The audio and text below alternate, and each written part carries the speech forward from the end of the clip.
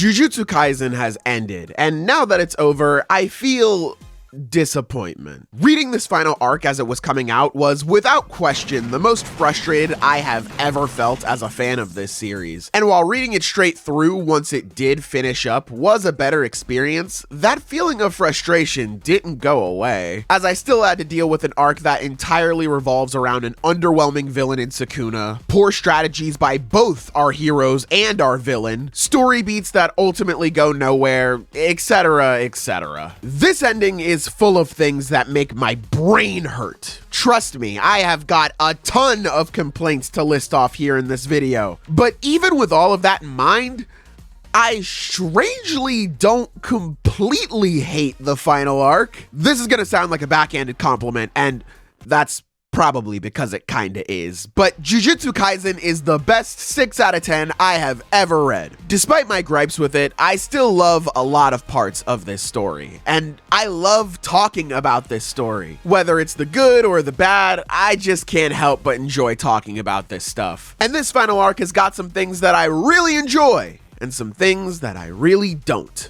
And I want to talk about them with y'all today. The ending of Jujutsu Kaisen has a lot of problems, but you know, I think that might be okay.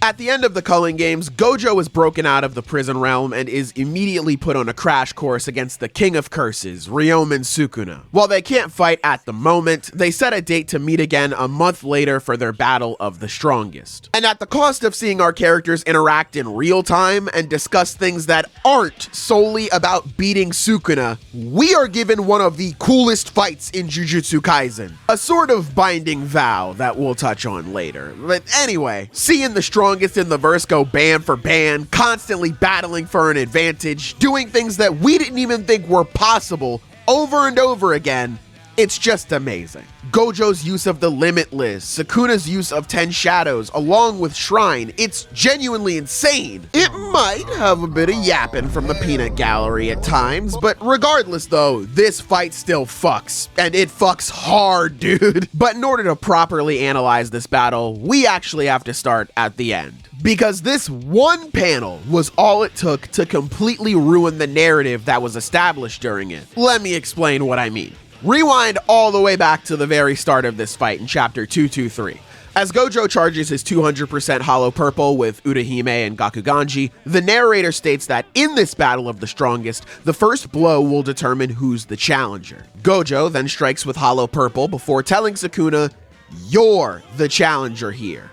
And of course, Gojo has a bit of an ego, so what makes this more than just bragging on his end? Going into this fight, Sukuna has a lot of disadvantages. For starters, he can't even use his techniques as he regularly would thanks to Infinity. The only ways he can get around it would be through domain amplification or through winning a domain clash. He does have Mahoraga as well, but he has to be strategic with that and even has to protect it at times during the fight, or else Gojo would just destroy it in one shot. There's also the fact that Sukuna would normally have more cursed energy along with better cursed energy efficiency when facing anyone else, but thanks to the Six Eyes, Gojo has him beat in both categories. Then we learn that Sukuna couldn't even use the full might of his domain expansion due to constantly having to change conditions and restrict range for it. And finally, Sukuna can't afford to use up every last bit of cursed energy he has against Gojo, because even if he makes it past him, he still has to run the Jujutsu High Gauntlet. Gojo, on the other hand, doesn't have to worry about any of that, allowing him to fight entirely unfettered here. This creates a situation where Sukuna has to use his intelligence and previous knowledge of Gojo's techniques in order to plan out strategies and set traps to bring him down, while Gojo is allowed to simply bulldoze through each and every one of those plans through sheer force in order to achieve victory. And we can see this from the very beginning all the way to the end of their fight. Sukuna refers to Gojo as a fish on a cutting board and plans to strip away his scales, indicative of Sukuna's overall game plan of stripping away each of Gojo's most notable options one by one. Gojo responds to this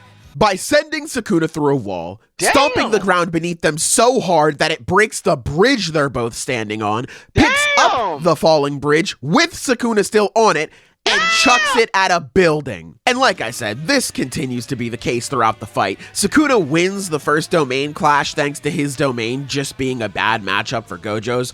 Gojo takes Malevolent Shrine to the face, laughs it off, recharges his burnt out technique, and blasts Sukuna through the shrine itself using red. They enter a second domain clash where Gojo learns that Sukuna can use domain amplification in a domain. A massive deal that Gojo just doesn't care about and goes back to wailing on Sukuna. But Sukuna, through prior knowledge of how Gojo's domain works, is able to finesse his way into winning the clash again. Gojo then tries another domain, and his grand answer for how to prevent Sukuna from winning more clashes is to just beat the shit out of him. They get into more domain clashes until finally Gojo is able to brute force Unlimited Void on Sukuna. Things are looking rough for the King of Curses until Mahoraga makes his way to center stage. We then learn that Sukuna actually used Megumi's soul to take Unlimited Void off the board by having him take the brunt of adaptation. And on top of that, Gojo's got Brainrot from spamming too many domains. And it looks like he played right into Sukuna's hands until Sukuna also has brain rot from taking Unlimited Void for less than 10 seconds. All of that meticulous planning and hard work that Sukuna had to go through in order to get Gojo to this point immediately gets destroyed alongside his domain here. Gojo drags Sukuna through buildings and lands black flashes. Sukuna summons Mahoraga and Agito in order to press the issue and stop Gojo from shooting purple, and even has Mahoraga send a flying slash at Gojo, cutting off his arm. Gojo responds to all of this by dropping a nuke on the battlefield. With all of the disadvantages going into this fight, on top of Gojo's uncanny tendency to just foil all of his plans, Sukuna is punching upwards throughout this entire brawl. There are even moments throughout the fight where we can see Sukuna acting a little shook whenever Gojo goes for certain things. And of course, who could forget the Ryomen Sukuna is uneasy for the first time in a millennium bit after Gojo destroyed Agito, which makes this one panel so annoying because it feels as if the story has just been lying to me for 13 chapters. Listen, we can power scale a Shinjuku Gojo versus a Heian era Sukuna hypothetical all day long. In fact, there are people out there who have been there and done that. However, in the context of the story that we actually got, was there anything in this fight that made it seem like Sukuna could win without the use of 10 Shadows? No. In fact, quite the opposite. Sukuna's entire strategy revolved around the use of Mahoraga in order to strip Gojo of his most notable options. Like I mentioned earlier, there are times where Sukuna would have straight up lost this fight had he not had Mahoraga bail him out. Of course, there is the argument that Sukuna wasn't going all out, and sure. But again, to reiterate, there was nothing in their fight that made it seem like Sukuna could win without the help of 10 Shadows, even if he was going all out. The closest I can see is Sukuna forcing himself out of the domain clashes the hard way, but that's because he really had no other way of doing it. In chapter 228, Gojo wonders why Sukuna hasn't tried to break out of their domain clash from the inside, and instead opted for the harder strat of trying to break out from the outside. And a lot of people look at this and think, oh, well, if Sukuna just flipped the conditions, then he just wins here, which isn't really the case, because Gojo could just do the same. There's no reason why Gojo couldn't make the exact same binding vow as Sukuna in this moment, which is why Gojo ultimately comes to question why Sukuna hasn't pulled out Mahoraga, because that's the only way to actually counter him at this stage. And of course, Gojo can counter that counter by one-shotting Mahoraga, but my point still stands. There's nothing in the fight that is indicative of Sukuna having an advantage here without the use of 10 Shadows. Hell, he even says that Mahoraga is the entire reason why he won. It makes it feel like even with his disadvantages in this fight, 10 Shadows was the only way that Sukuna could have beat Gojo. And I don't think that's much of a stretch, considering Sukuna couldn't use his Divine Flame at all or cleave and dismantle outside of his domain because of Infinity. 3 of Sukuna's strongest options in fights are just null and void because Gojo exists. Instead of just bulldozing through everything like we've seen in earlier parts of the story, he was forced to win by different means in this fight by again using strategies in order to help him get the advantage. Which, if you ask me, is a way more impressive feat of talent and intellect from Sukuna than just saying he could win regardless. You mean to tell me that this dude walked into a fight with Gojo with more disadvantages than you could count, and he still beat him? Is that not crazy? And that brings me to the Toji garb that Gojo is wearing throughout the fight. During the hidden inventory arc, we see a Gojo who behaves much more like Sukuna in some regards. Of course, it's not a one-to-one comparison, but a comparison can still be made all the same.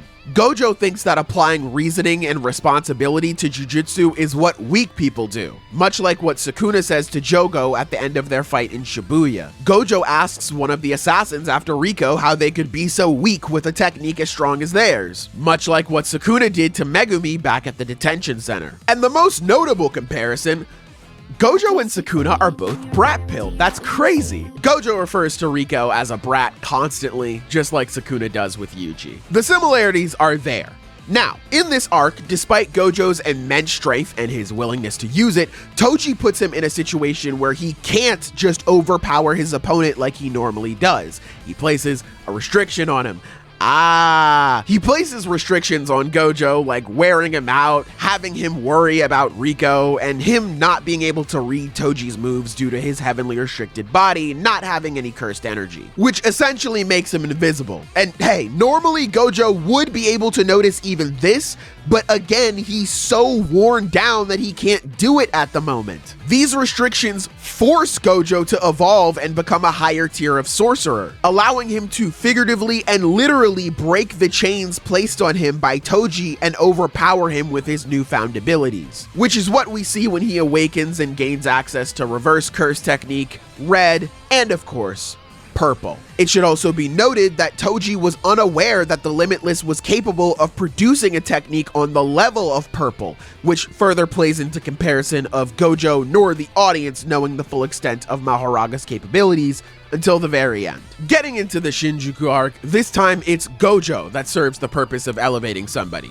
That being Sukuna, obviously. Gojo puts restrictions on Sukuna's capabilities, like we mentioned a couple of times earlier, and thus Sukuna is forced to evolve and reach an even higher peak than he was at before, which allows him to break through the space placed between him and Gojo with a slash that cuts the world.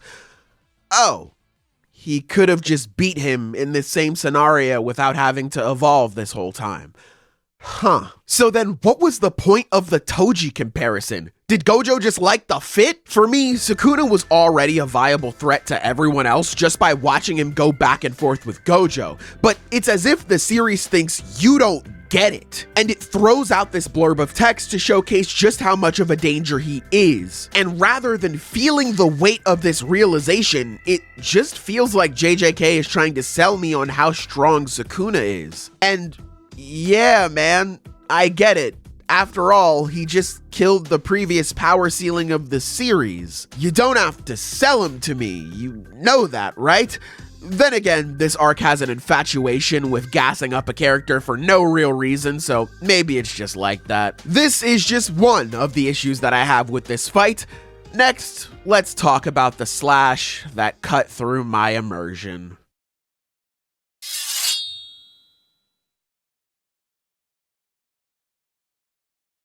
My first issue with the strong dismantle Sukuna showcased here is that this move solely feels like a Doofenshmirtz-ass remove Gojo from the story-inator technique. Obviously, Mahoraga is going to make adaptations to specifically counter Gojo because that's who they're fighting. That's not my point here. In chapter 236, Sukuna explains that Mahoraga continues adapting to a curse technique even after it's already adapted to it in order to find new ways to nullify a technique.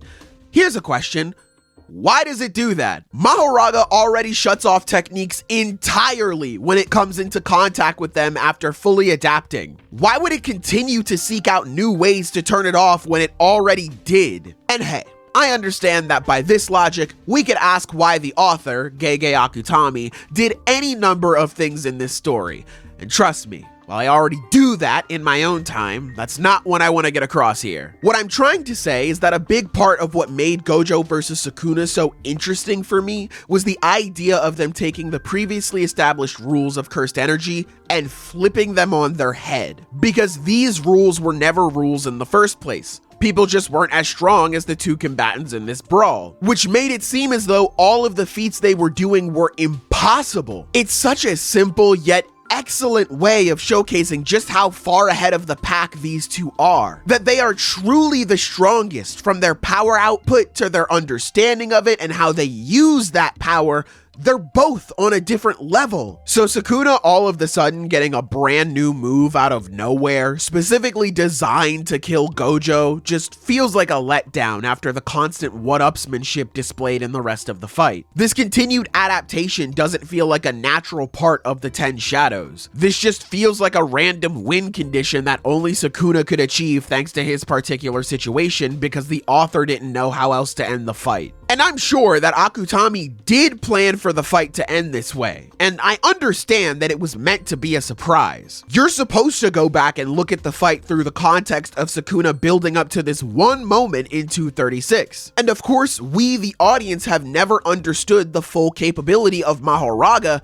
because Sukuna was the first person in history to tame the damn thing. So in the context of this situation, it would make sense for Sukuna to have some insider knowledge that we wouldn't. But it doesn't feel like they planned this out. The execution of this whole thing just leaves a lot to be desired for me. Ultimately, the World Slash is an ass pull. And for things like that, it's really up to you on how you feel about it. I've seen some really good ones that I adore with all of my heart, and unfortunately, this moment here for Sukuna just doesn't move me like that. My second issue is the fact that it was off-screen. Not only because one of my favorite characters was killed off-screen unceremoniously, but also because of the subsequent nerf this move receives immediately after its initial use. It's kinda silly to me. Not because it wasn't warranted for the type of binding vow Sukuna made, but I'm just unsure as to why he made this sort of binding vow to begin with. We learned that once Sukuna figured out how to expand his hitbox and cut the world, he would have to make a hand sign and then fire off the amped dismantle. But because he only had one hand left after Gojo's final purple, he was forced to impose a binding vow on the move in order to be able to use it with one hand, with the trade-off being a permanent nerf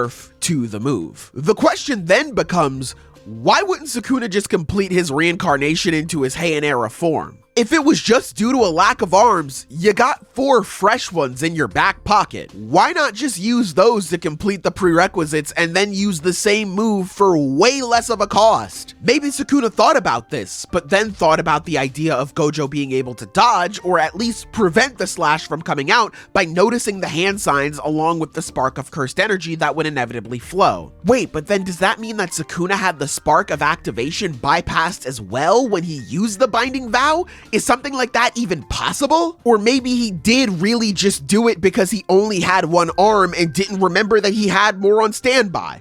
What is he, stupid? Ultimately, we'll never know because we never get to see this actual final interaction between the Gojo and Sukuna fight. We'll never see how Gojo was killed, which means we just have to come up with a reason as to why, and I'm not a fan of that. My final reason would be that Sukuna doesn't even follow this rule for the world-cutting slash all the time. While he does for Kashimo and Higuruma, how in the hell did he manage to land this on Yuta? In this scenario, his bottom 2 arms are both non-functional, his mouths are both heavily damaged, and his last 2 remaining arms are both bound by Rika as both Yuji and Yuta are applying pressure to him. If you want to say that he healed his mouth up, then sure. But how the fuck does he manage to hold the hand sign and point like he's supposed to in order to actually get this move off here? Based on the things we've seen, it actually makes no sense how he got out of this. Oh, Gege just off-screened Sukuna breaking out of this predicament altogether and just hard cut back once Sukuna broke out. How convenient. You know, now that I think about it, I find myself saying that a lot when it comes to Sukuna in this arc. Hey, let's go back again. Only this time, we'll be heading back to the end of the Culling Games. Yeah, I know, this arc is poop butt ass, but just stick with me here. Because this is where the King of Conveniences is born. Chapter 212 is still one of the best chapters in all of JJK for me. Sukuna taking over Megumi's body is a plot twist that I will continue to gas to high heaven. However, this marks a massive change in how Sukuna was presented in the story. Early on, he was a mystery. While we knew he was a walking calamity, a demon from a bygone age who trampled over anyone who even remotely stood in his way, we didn't know much else about him. Sukuna didn't pop out much, but when he did, he showed niggas. The certified boogeyman of Jujutsu Kaisen. As someone who had such a destructive disposition as himself, what makes Megumi so valuable in his eyes? Someone who was the complete inverse of Sukuna and what he stands for. Now we know he wanted to take over his body for his technique. And while Sukuna is still that destructive force, his mystique, or to put it in a way fellow JJK fans would understand, his aura was diminished. Instead of someone who made appearances every now and then, Sukuna is now a regular member of our cast. This by itself isn't a problem. This is just a natural progression of the story after all. Yet, something still doesn't feel right. And that's because Sukuna becoming one of the guys now isn't all that happened. What's happening is the mystique that Sukuna used to have is now being transformed into luck that would give Hakari a run for his money. After taking over Megumi's body, Sukuna needs a way to subdue Megumi's soul in order for him to reign over the body with no problems. The bath prepared by Uraume is a lovely start, but we can see that it's still not enough to give Sukuna the control he wants. What can he do in order to further break Megumi's soul to take complete control over the vessel? Oh, Yorozu just happened to reincarnate into Megumi's sister Sumiki, and getting rid of her completely submerges Megumi. How convenient. Gojo puts on a grand show of improvisation and power by firing red into blue to set off that chain reaction purple. Sukuna's body is in tatters, no longer able to touch Gojo with Mahoraga being destroyed and his inability to use simple domain at this point in time. His healing is also slowed down while Gojo's is continuing to ramp back up after the consecutive black flashes. There's no way that Sukuna gets out of this. Oh. He got a brand new power-up that allows him to kill Gojo in one shot. How convenient. Through thorough and clever planning on the part of Higuruma and Yuji, they are able to figure out a way to get Sukuna hit with the death sentence and confiscation in Higuruma's domain. After dragging his ass into an episode of Judge Judy, our heroes get the outcome they were hoping for. Higuruma now has access to the Executioner Sword, aka the instant win button. And they got rid of Sukuna's curse technique. How will the King of Curses overcome this sort of challenge now? Oh, Judge Man didn't actually take away his curse technique. It took away the baby rattle. That didn't do anything. All Yorozu's gift amounted to was just bailing Sukuna out of a disadvantageous situation. How convenient. Oh my god, Miguel! I can't even pretend to be excited about this.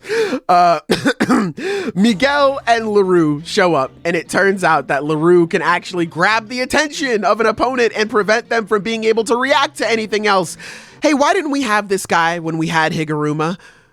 Oh, him and Miguel just didn't feel like potentially insta-killing Sukuna and avoiding a fight with him altogether, despite the fact that Miguel wanted to avoid fighting Sukuna altogether after being roped into it. How convenient. Sukuna has his domain back again. Wait, what? Excuse me? How did he get this back? So Sukuna lands 4 black flashes to start gaining his reverse curse technique back, as well as his output on his slashes. Okay, I'm following that. Yuji then slams 8 black flashes into the barrier between Sukuna and Megumi, and he still gets his domain back? Shouldn't these blows be severing the connection between Sukuna and Megumi, thus giving him less control of the vessel? How is he still able to pull off a complex technique like domain? You know what? Fine. I think I'm actually starting to see what you're cooking here. While Sukuna's output is lowered by the strikes, he's still capable of using domain thanks to moving the function to another part of his brain like Gojo did. His slashes will just be less effective because his output is lowered, right? Oh, his output doesn't suffer at all, actually. Wait, why wouldn't his output go down here? Binding vows. Yep, okay. Well, do we know what he gave up in order to get this off? Because this is kind of crazy. We don't know?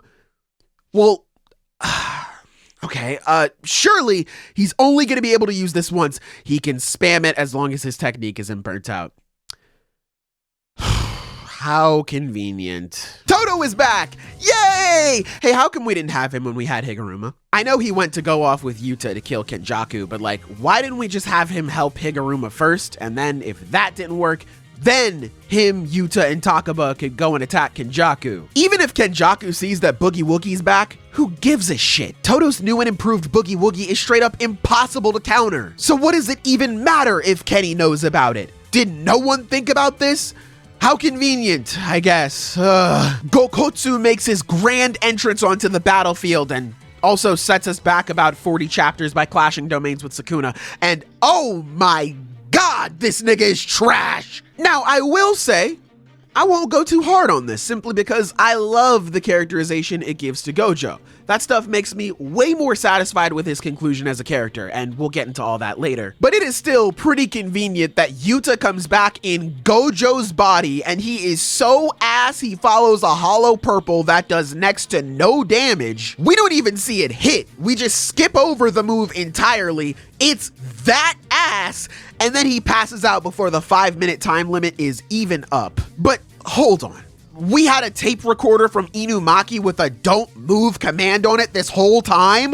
Why did we not use this when we had Higuruma? It's stated in chapter 250 by Sukuna himself that his cursed energy level is currently the same as Yuta's. Fast forward 10 chapters later and it's stated before Okkotsu and Sukuna opened domains that once again, Sukuna's cursed energy level is the same as Yuta's. So if this recording is capable of working on someone with the same cursed energy level as Yuta, why didn't we use this sooner?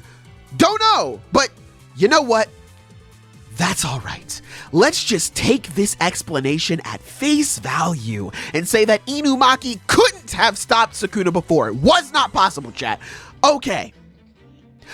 Yuta Okkotsu is right there. Why did we not have him do the voice recording instead if we were so worried about Inumaki's well-being? That way you could effortlessly put, I just cracked my voice. I can't even speak about this without getting mad. Effortlessly put in both plans to take down Sukuna and Kenjaku at the same time so you could kill him at the same time if that was so important to you guys. You know what? Let me calm down and just say, how convenient. Turns out though, Hana and Angel got one more in them as they are brought to the battlefield by Todo's final Boogie Woogie. With this, they're able to bathe Sukuna in a max output Jacob's Ladder, a move that hard counters curses like Sukuna, except it does nothing to him this time because Hana and Angel's output is lowered thanks to their missing arm. They didn't think to use a binding vow to get around that problem. Say it with me now, everybody. How convenient.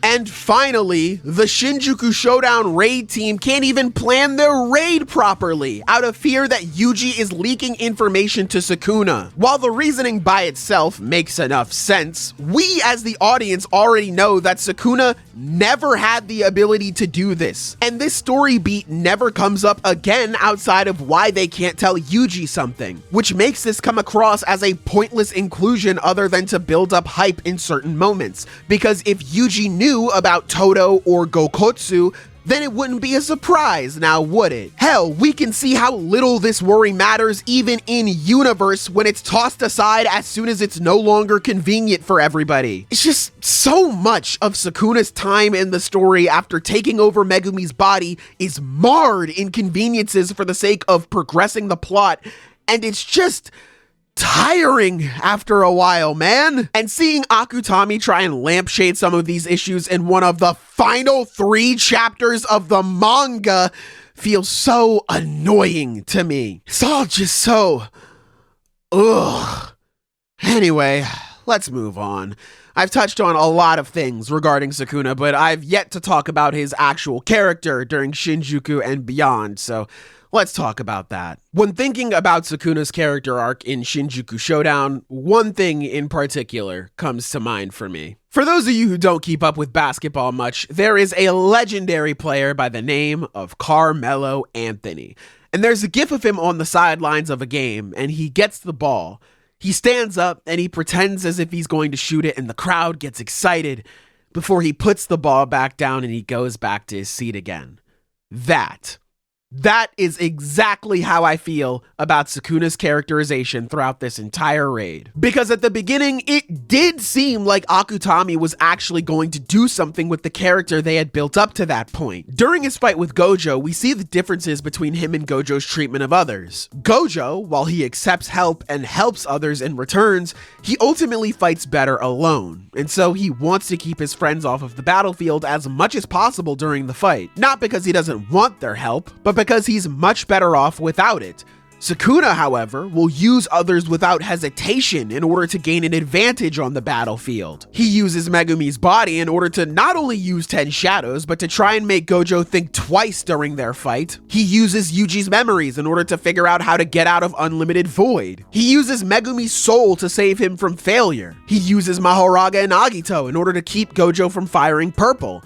And of course, he uses Mahoraga to figure out a way to get past infinity and actually beat Gojo. During the raid, Urume speaks with Hikari about how, in order for people to retain their humanity, they refrain from using their powers to break what they can. And this is exactly what Gojo was doing. Despite being a monster in his own right, Gojo still cares deeply for the people around him and wants to keep them out of danger, while Sukuna couldn't care any less about that and simply tramples over everything in order to reach that next level. In his next battle against Kashimo, well, really, this is just a beatdown, but in Kashimo's final moments, we see Sukuna not only doubling down on his philosophy of not caring for others, he introduces another side of it. He tells Kashimo that as the strongest, people train their hardest in order to test their might against them, all for the sake of reaffirming their worth and gaining that respect and praise from the strongest around. We see this with Gojo, where he says that he wanted to show Sukuna just how much effort he put in before their fight,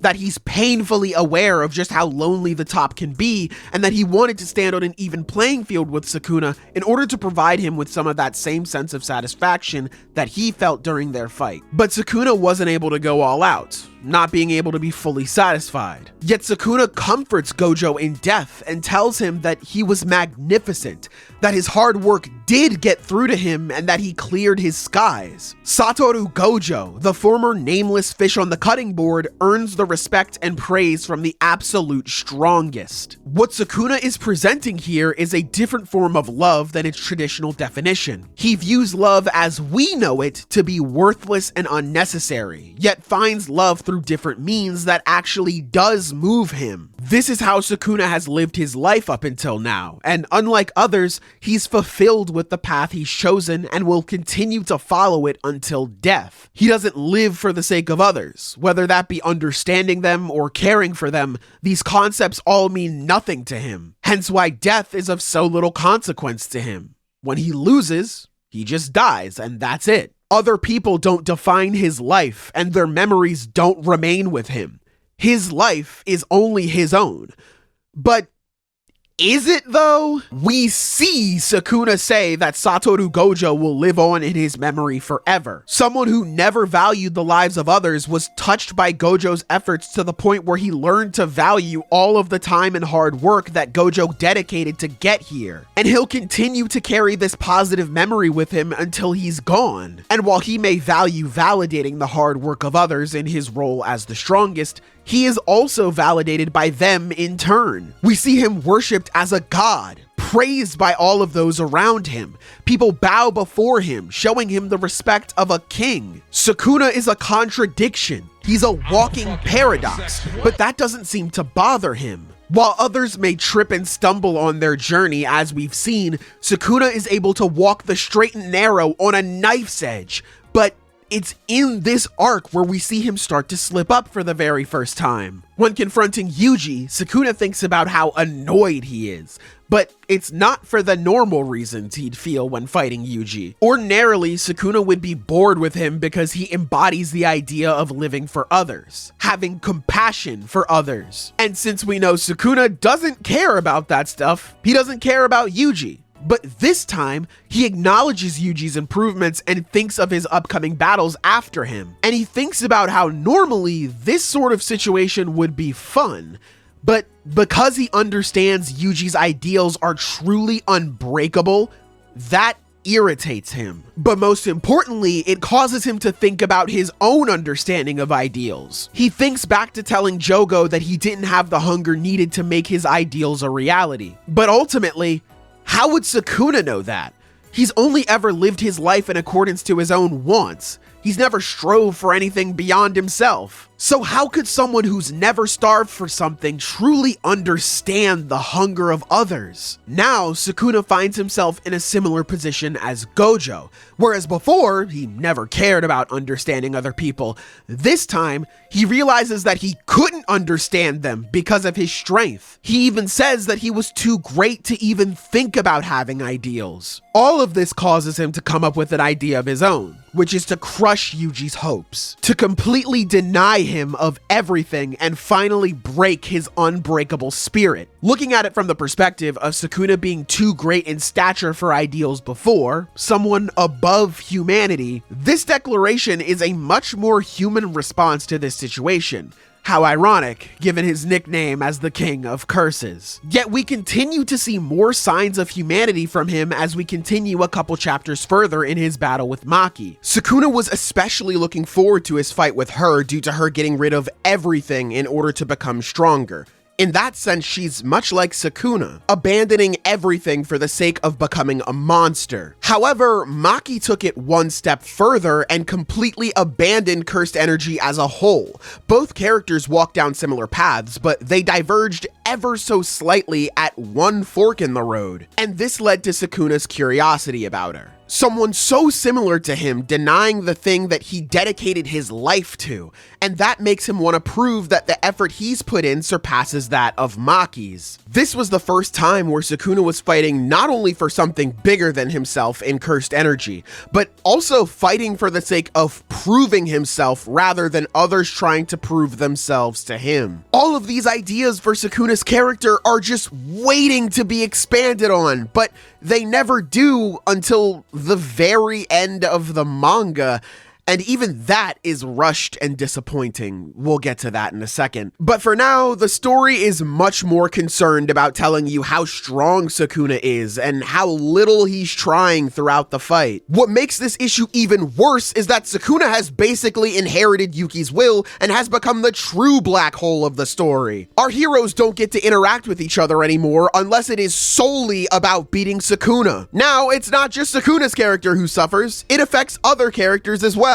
The month time skip is one of the worst things that Jujutsu Kaisen has ever done, in my opinion. We could have gotten chapter upon chapter of character work and it would have been awesome. Gojo and Kashimo talking about their dilemma of being the strongest would have been great and only served to set up seeing Sukuna's answer later during the battle itself. Kusakabe and Yuji, and hell, throw Gojo in there as well. They could have all spoken about the consequences of Yuji living with Sukuna, with Kusakabe admitting that he wanted Yuji executed. But now that he sees Yuji working so hard to take Sukuna down, he wants to help him out. You know, instead of Kusakabe randomly bringing this up at the end and then telling Yuji not to worry about it and to just be a kid. We could have had a Todo and Choso interaction, or a Todo and Yuta interaction since Todo was introduced begging to fight Yuta again. All of this and so much more. But instead, we just time skip and forget about all of that because we need to build up to the next hype cliffhanger only for it to not matter in the next chapter. The merger is the ultimate representation of Yuki and Kenjaku's clash of ideals on which way humanity should go in the future. Hell, it really represents a major conflict throughout all of Jujutsu Kaisen as a whole, which is traditionalist ways versus individuality individuality. Kenjaku wishes to optimize cursed energy by bringing everyone together in mass and having them all conform to one being, while Yuki wants everyone to break away so that they may keep their individuality and not have to conform to the horrible and out-of-date practices of the Jujutsu world. Again, something like this could have been the central conflict for the manga due to how much of a curse cursed energy has been for a lot of different characters, even for people like Toji and Maki who have no cursed energy. But then Akutami just gives the merger to Sukuna so that he can continue being the center of the universe, completely stripping away the thematic elements involved with it and just turning it into the standard wave of destruction the villain will enact if they win. And finally,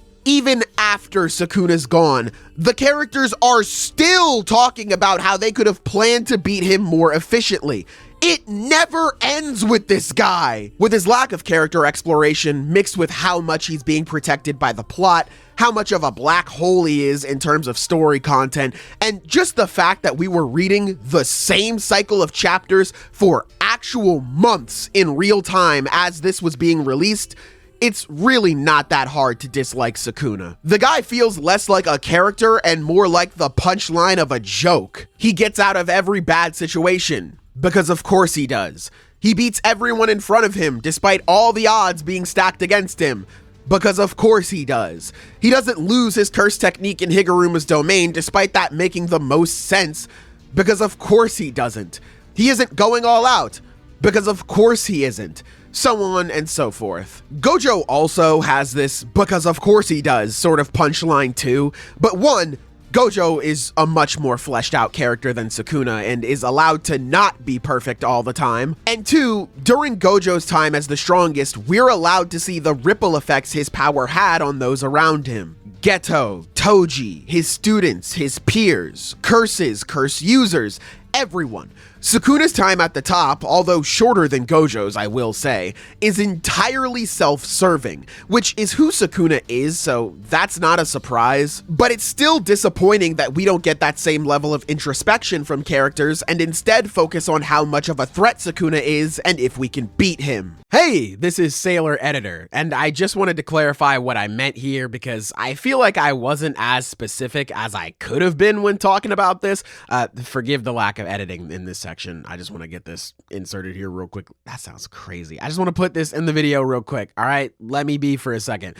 When I say these moments are important, I mean that to me, it feels like Akutami has created these side stories that begin and end in this raid so as to not really pay that much attention to the overarching narrative and instead focus on a bunch of cool moments. For example, Kashimo's dilemma is somewhat important since it's where Sukuna reestablishes his ideals on love, but it's not important for Kashimo himself because there's no build-up to this. It's never been hinted at once in all his time in the story that he cares about this sort of thing. He's only been presented as a dude who loves fighting and wants to fight the strongest around. That's it. And then all of a sudden he wants to know how to talk to people? Anybody could have been talked at like Kashimo was here. Yuji, Yuta, Gojo. These characters could have had the exact same conversation with Sukuna and nothing would change. And that's because there's nothing to this conversation. It's sauceless. Kashimo's character arc begins and is conveniently wrapped up nicely within the span of a chapter. Higuruma is the same way, and I'm sure some of you are wondering how that can be possible. After all, his dilemma is a continuation of what it was with Yuji in the Culling games. But my question to you is this: why is Higuruma even here? What is it that made him join up with us in the first place? One moment he can't stand being around Yuji, and the next he just randomly is inserted within our plan. It could have been interesting to see what it was that made him change his mind. I can assume it's to help Yuji, right? I can assume it's to atone for his sins and bring himself to justice. He's reintroduced in this arc, feeling unable to look Yuji in the eye. And again, within the span of a chapter, this is wrapped up nice and neat, with Higuruma being able to look Yuji in the eye. This symbolizes that Higuruma is done being hard on himself, that he's forgiven himself. He feels like he's atoned and can finally move forward. Except, By the ending, Higuruma is right back to wanting to atone. So then what was even the point of this moment? This whole arc feels super unimportant. Why am I watching Yuji give a peppy, hang in there champ, talk to a stalker? Why not give this to Higuruma? Why not have him reaffirm that Higuruma has the power to actually help people now and make a change instead of doing nothing? What was the point of paralleling Higuruma and Nanami if we weren't going to do anything with it? Kusakabe is the same way, and I'm not gonna lie, I don't even care to get into his character. Him and Yaga talk one time in the 271 chapters of this manga. Their relationship is not important enough to dedicate a chapter to it. Oh, and once again, this story beat is wrapped up in a chapter. You can honestly look at a lot of things in this arc that way beyond these examples. I just wanted to quickly clarify myself when it came to making this point. Back to the video. Seriously, having a chapter where fucking Kusakabe is being gassed up as a kind guy, it just feels like a waste of time. Because you know this has nothing to do with the main objective, which is figuring out how to stop Sukuna. And unfortunately, that's all that matters at this point. And ultimately, while this may sound hypocritical since I was just asking for more character interactions, who the hell cares about Kusakabe's relationship with Principal Yaga? You mean to tell me that in one of the rare instances of character dynamics, it's spent on D-list characters? All of this happens, and then Sukuna just kinda dies. And it's so weird because I felt nothing from this. You could argue that maybe that's the point.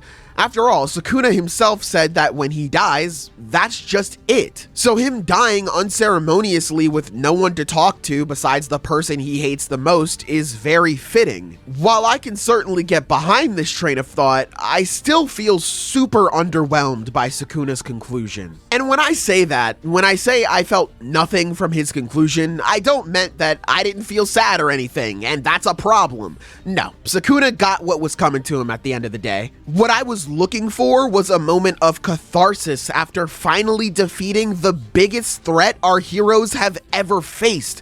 But that moment feels like it never ends up happening, even after Sukuna admitted defeat in the end. I want to make a few comparisons between Sukuna and another antagonist in manga to properly illustrate what I was looking for in his death. Let's take a look at one of my personal favorites, Esdeath from Akame ga Kill. Also, spoilers for Akame ga Kill, by the way. Just click ahead on the timestamp to skip over this section. All right? Cool. Both Esdeath and Sukuna serve as the absolute strongest beings in their world, showing off ridiculous feats during their time in their respective stories. Their characters are essentially the personification of the world they live in, as their philosophies both permeate throughout their stories in a similar oppressive manner. Sukuna's idea of selfishness plays such a huge role in the world of Jujutsu. Those who aren't selfish or don't have a strong sense of self are punished over and over again by those who are willing to take that next step. Esdeath's ideas of the weak being killed off as a natural part of life run rampant in Akame ga Kill, as well as her both figuratively and quite literally perpetrating the constant cycle of pure violence for her own satisfaction is arguably the biggest reason for why she has to be defeated at the end of the day. While Esdeath is capable of loving someone, much like how the world she embodies is capable of having love in it despite all of its cruelty, neither the world nor Esdeath will change based on kindness alone. Someone needs to actually open up that new path by taking down the Empire, and that's what Night Raid is for. When she's finally defeated, Esdeath doesn't get much of a moment either. She thinks about how she could be with the main character, Tatsumi, but aside from that, she simply stands up and accepts her defeat. The catharsis comes from the fact that since Esdeath is gone, the evil reign of the Empire is finally over, and we can see the world progress towards a much-needed era of peace. All of the fighting, all of the lives our heroes had to sacrifice in this battle, they all meant something, because they all led to this time of peace for the kingdom. I was at least expecting Sukuna to go out in a similar fashion. He accepts his death, and we revel in the fact that we just beat the king of curses and progress towards a better world where the strong are not alone, or a world without cursed energy entirely. But that's not what happens.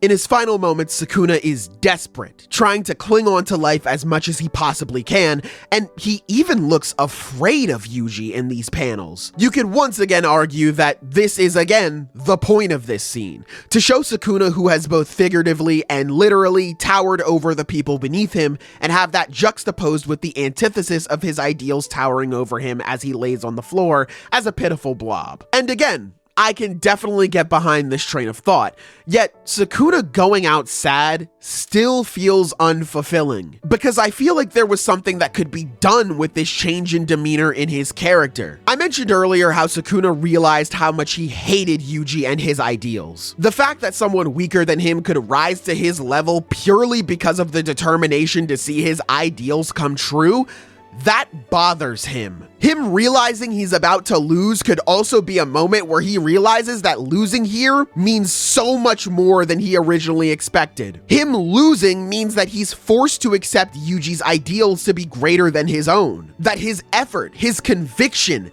everything that he put into this, all of that weighed more than everything that Sukuna put into his path. And that could cause him to get frustrated and panic and be angry, sad, this mix of emotions. But again, none of that happens. Well, not entirely in this scenario anyway. Like I mentioned, Sukuna does admit defeat in the end.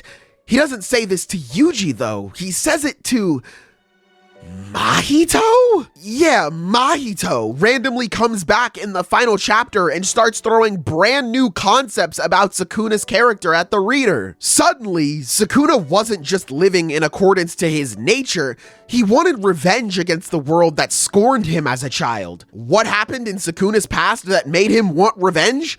Don't know. Anyway, now it's Sukuna's turn to start throwing new concepts of himself at the reader. Sukuna talks about how he had two other paths that he could have walked. One path is what I'm assuming is Yorozu, with the other definitely being Uraume. The path with Yorozu would be him letting her love him instead of brushing her off like he had before. But what the hell is the other path with Uraume? Don't know. Sukuna felt like he had to walk down the path he's currently on because of the curse he bears. What's that curse? Is he getting revenge? If so, I again ask, what happened in Sukuna's childhood for him to be so passionate about getting revenge on the world? I don't know. And then he just leaves.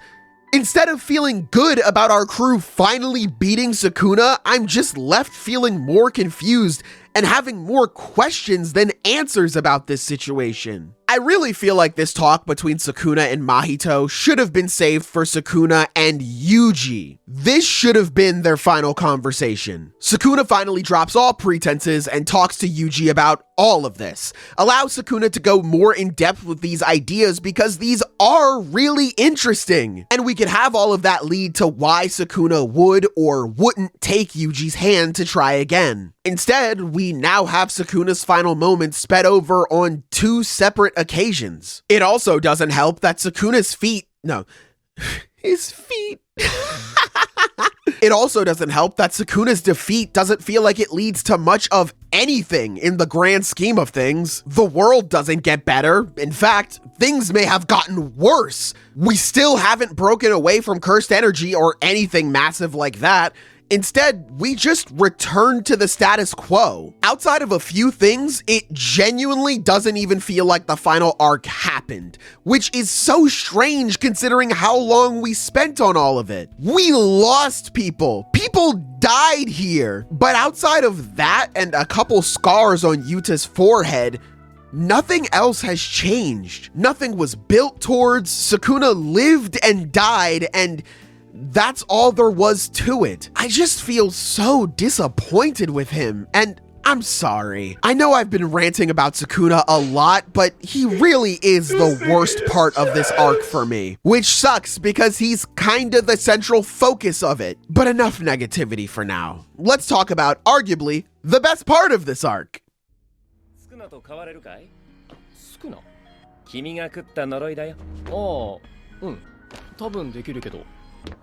じゃ、10秒だ。10秒経ったら戻っておいで。でも大丈夫。僕最強だから。God damn, man. Gojo really might be the best thing about Jujutsu Kaisen. It's truly a toss-up between him and Yuji for me. Both are really well written when given the time to shine, but either way, despite his death being very underwhelming, Gojo's actual conclusion is phenomenal. I know this panel of Nanami telling Gojo that he only wields Jujutsu for himself gets under the skin of a lot of fans. But for me, I think that it's once again reinforcing what Gojo brought up just a few pages earlier, which was being misunderstood by the people around him. While part of Gojo does enjoy being a sorcerer, yes, we the audience know that he was definitely using his power to try to create a better world for himself and all of those around him as well. Him choosing to kill the higher-ups before his fight with Sukuna is proof of this. He doesn't approve of something like this, and he wanted to go about doing this the right way, which was raising a generation of people to naturally oppose the higher-ups rather than just slaughtering them. But he still went through with this in case he fell to Sukuna so that his students would be in a safer environment after beating Sukuna and Kenjaku. Nanami not seeing this side of Gojo is just another example of someone not truly understanding who he was. Unlike Geto, the one person who did get him and thus is the one who gets to sit right beside him when he dies, Nanami sits facing opposite of Gojo, only being able to see one side of Gojo's body throughout their chat in 236. Even when Gojo does turn to face him, Nanami still only sees one side of his face, once again showing that he only has half of the picture here. It's such a small detail, but it's stuff like that that really makes me appreciate this moment between them a lot more. Moving on from Nanami and Gojo, I will say that I think Gojo suddenly feeling sympathy for Sukuna kinda comes out of nowhere. Both of these guys have been shit-talking each other throughout all of their exchanges in this story, so having Gojo suddenly feel bad for the guy and not really think much about his students and the danger that Sukuna poses to them at this point is strange. Yeah, I know that Gojo definitely has faith in the kiddos to get this done. It's still weird seeing him shrug off the fact that his allies are about to fight against Jujutsu Satan, especially after he realizes that Sukuna wasn't even going all out against him. Despite all that though, I can still appreciate Gojo sympathizing with Sukuna's position as the strongest, since Gojo of course would sympathize with the loneliness that comes with that title. Plus, I do think that this does highlight the two sides of Gojo pretty well. The side of him that loves Jujutsu and the side of him that loves people. And hey, there are other things like Gojo arriving in the airport and immediately thinking about his students, more specifically Megumi, and what he both told and didn't tell him, you know, instead of just worrying about himself. Or the fact that Gojo seems to have chosen to go south and stay as he is, because even with all of the ups and downs that came at him in his life, he still had fun. And he's happy about how his life ended up turning out. It's all pretty good, but I'm not gonna lie, I was not feeling this way when I first read through this. I was blinded over my frustration of Gojo's actual exit from the story to really notice a lot of these small details, so I really can't blame anyone for still being upset at this. And even with all of the positivity I now have for this scene, I still didn't feel as satisfied with this being Gojo's endpoint. Something just felt off, you know? I can't really put my finger on it, and I know this sounds like I'm about to set up for something here, but I genuinely do not know why I felt this way about this part. It was good, but it wasn't great. You had a good career, not a great one.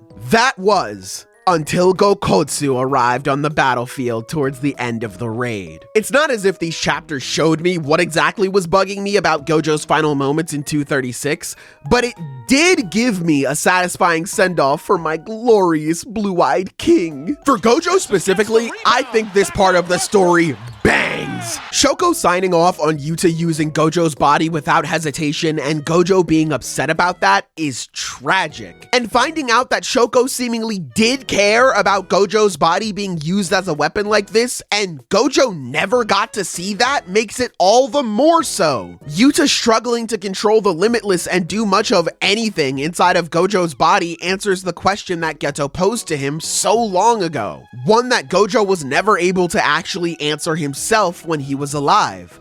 Are you the strongest because you're Satoru Gojo? Or are you Satoru Gojo because you're the strongest? This proves that Gojo was truly the strongest because of who he was. Although he was blessed with the Limitless and the Six Eyes, his strength did not define him.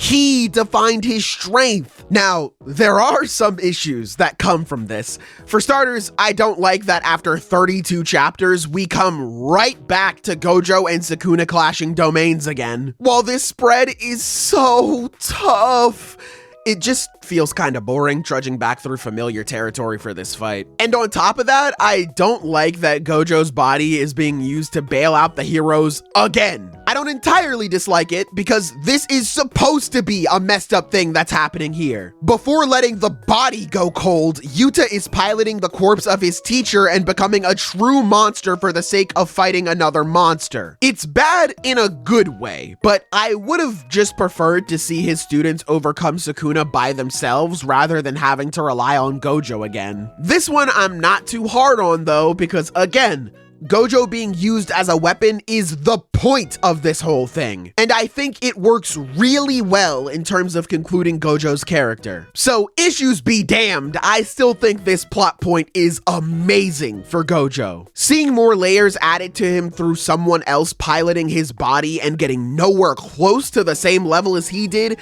is, in a way, really satisfying, because to me, it proves that Gojo truly was human. He wasn't some all-powerful being that just spawned on Earth and dog-walked any enemy that came in his vicinity like it was played up to be in Shibuya. I mean, we already knew that, but this only emphasizes that he was a person with feelings who wanted to be with others more, but the circumstances didn't always allow for that to happen. And again, seeing Shoko take a pause before swapping Yuta's brain into her friend's body implies that despite his tragedy of never being able to understand the people around him anymore, Gojo still has people who care for him so much, and they respect him for who he is and not the power he wields. As tragic as him not learning the feelings of someone like Shoko while he was alive, he'll never be alone in death, because he had even more people who care about him waiting for him on the other side.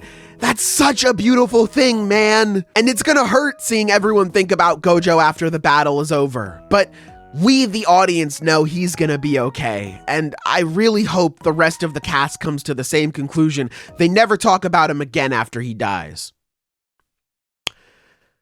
Okay, this isn't a fault on Gojo's character. I still think his conclusion is pretty damn great, all things considered. I just wanted to add this bit on at the end here because I am shocked that nobody talked about this bastard after he died. In the moment, it made sense. We're too busy fighting up against Sukuna to really mourn the loss of anybody, with the exception of Choso, and that only happened because of very specific circumstances taking place. So the characters not thinking much about Gojo during the battle makes sense. But after the fighting is over, we have time to do a VOD review of the fight with Sukuna. But we can't even mention a single word about Satoru Gojo. Again, Shoko seemed to have apprehensive feelings about the Okkotsu plan, yet she's never allowed to truly voice her thoughts on the matter. But she gets to speak on how she feels cremating Sumiki's body. Yuta was piloting around the corpse of his teacher with the promise to become the next monster after Gojo himself. And this effort ultimately amounted to nothing. Do we get to see him feel disappointed for letting down a friend who he deeply respects? Nah, just have him be a gag character in the worst chapter in the series. Yuji also deeply cared for Gojo and saw Yuta disrespecting his sensei's corpse on the battlefield for the sake of fighting Sukuna. How does Yuji feel about that? I'm sure Yuji would forgive him because that's pretty much his thing at this point in the story. And that's awesome. I love that for him. But you know, it'd sure be nice to see that interaction happen. Megumi technically killed Gojo thanks to Sukuna puppeting his body. How does he feel? Doesn't matter. Gojo is one of the few people who believed in Maki after she first stepped away from the Zenin clan. How does she feel about Gojo being gone? Nobara and Gojo have only known each other for a short amount of time, but we've seen Nobara have an emotional reaction to Yuji's death under similar circumstances. How does she feel about this? We don't get to see any of that. Instead, all we get is Yuji saying that no one will forget him, and Akutami seemingly talking through their character again by having Gojo say that he hardly matters now. Yeah, fuck off with that. While it's nice to see Yuji say this to Gojo, I would have much rather preferred to hear the others' thoughts about Gojo from their own mouths, but hey, it's too late now. There's no point in continuing to complain about this. So let's complain about something else instead. The big thing for Yuta in this arc is becoming the next Satoru Gojo in both a figurative and literal sense. Ultimately, to become the next monster to step up and protect the people he cares about at the cost of abandoning everything for the sake of himself and his own desires. We see this when he lashes out at the other members of the raid who are against his plan of taking Gojo's body. The reason they're stopping him from doing this is because they care about him. But does that mean they don't care about Gojo? Why are we now worried about things being ethical? We've always just let our resident monster take care of all of the problems for us. And now we're facing the biggest and baddest monster in the history of Jujutsu. In order to overcome this massive obstacle, we should be prepared to throw away whatever is necessary. And if no one else is prepared to do that, then Yuta is willing to take that burden on himself. This is a huge tonal shift from the gentle and stoic demeanor of Yuta. Seeing him upset like this is a rarity. It really sells the importance and the urgency of this battle for him specifically. We've already seen Uro call him out for reaching his upper limit because he was too nice, and that weighed on his mind. He even brings her up again in the things she said when speaking to Gojo in the chapter where Okkotsu is officially revealed. If this is truly a burden, he's willing to get rid of that part of himself for the sake of destroying the enemy in front of him, no matter the cost. As shown with him quite literally becoming a different person in this fight and the 5-minute time limit for this trial run. I also like how Yuta basically wants to stand by Gojo and be there for him in the same way that Geto was before. The irony of those two fucking hating each other but sharing a love for Gojo is funny. So, with everything in place, the stage set, and after tossing aside some of my issues with repetition here,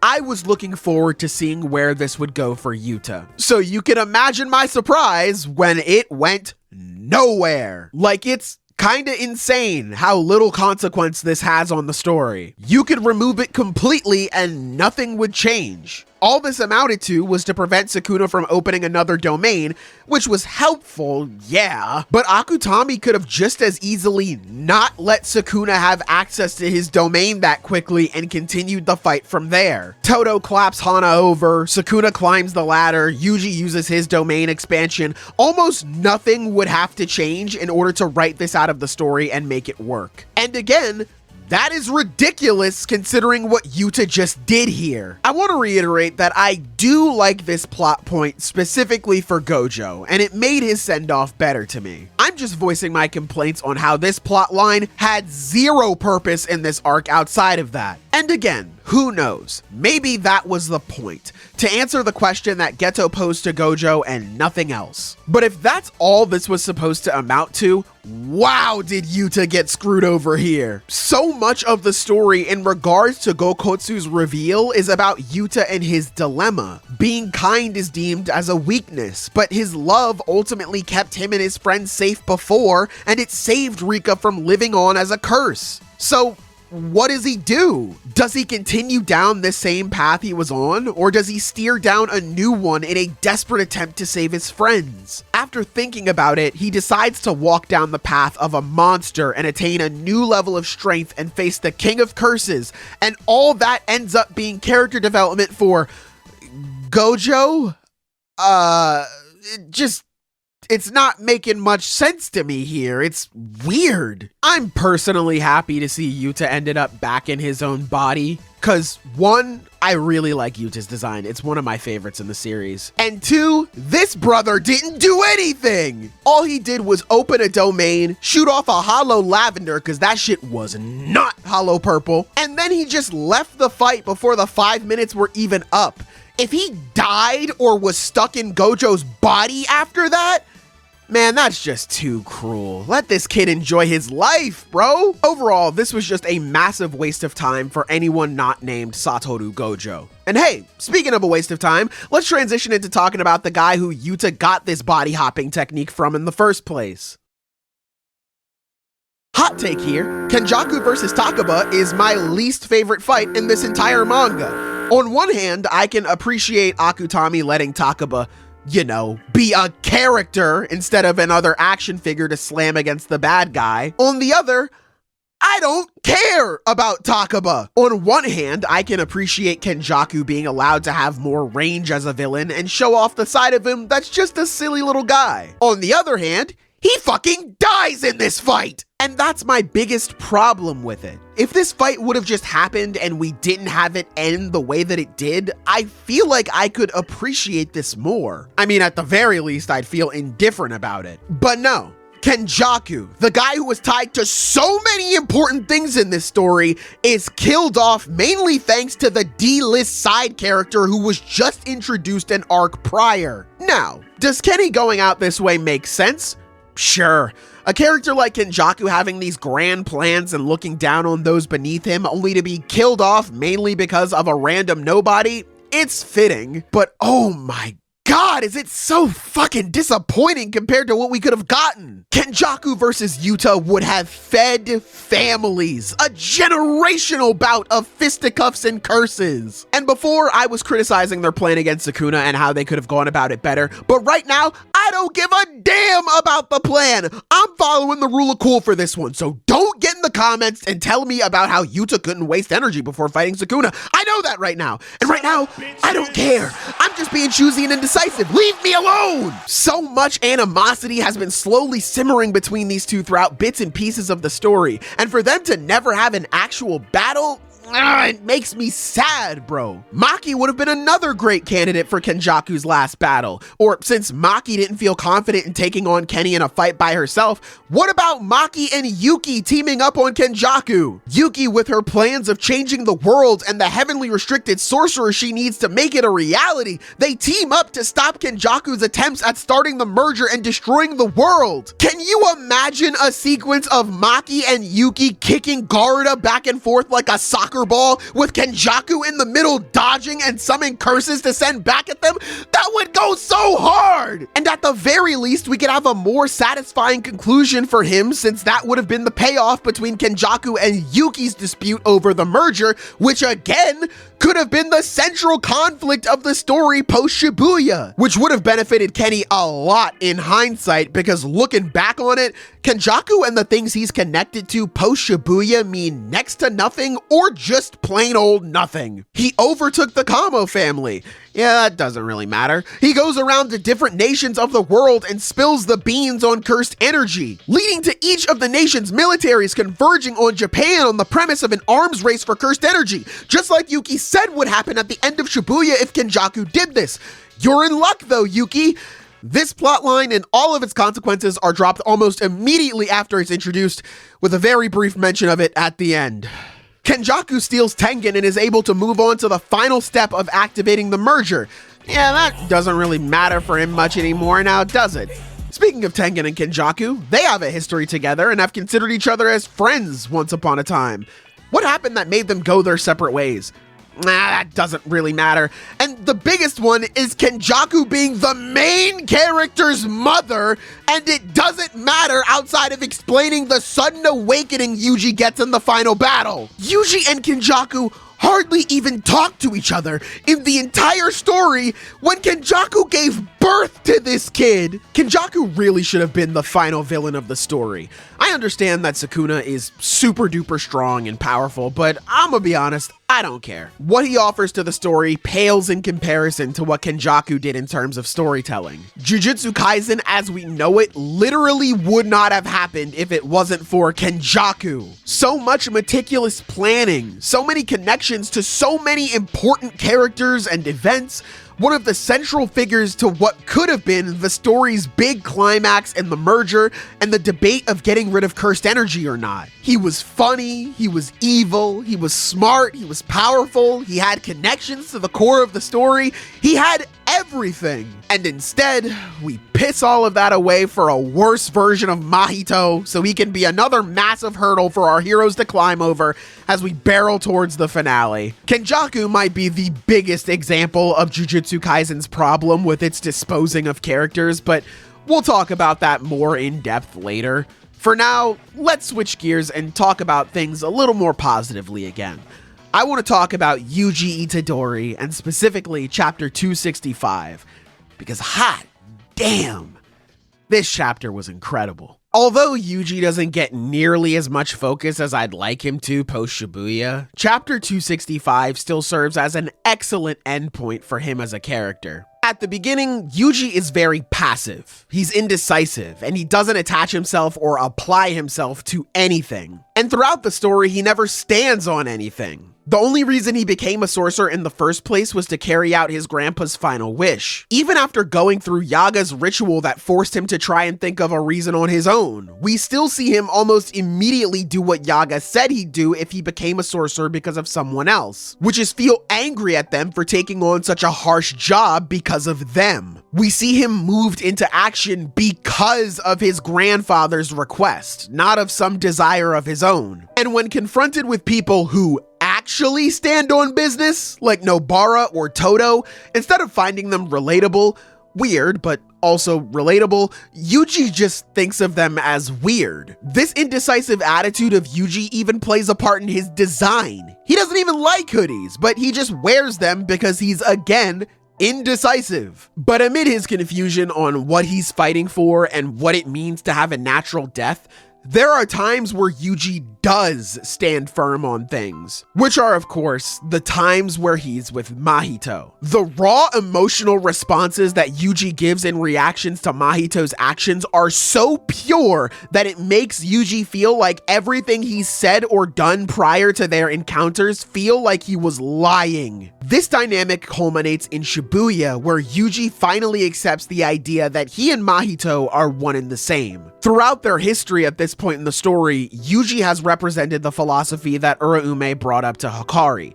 trying not to break things despite being able to break them for the sake of preserving your humanity, while Mahito represents the idea of following your own instincts for your own sake. Yuji represented the heart, a vague concept made up by humans in order to summarize the positive or negative traits of a person. Mahito represents the soul, a simple and straightforward entity that houses human emotions. All souls are the same. There is no difference between people and other life forms. It's bigger than black and white. Mahito has the vision. He's progressive. But, of course, this mindset causes Mahito to see life as something that doesn't hold any weight or value. Yuji accepting himself to be the same as Mahito now means that he himself doesn't see much value in life either, right? Well, that's not entirely true.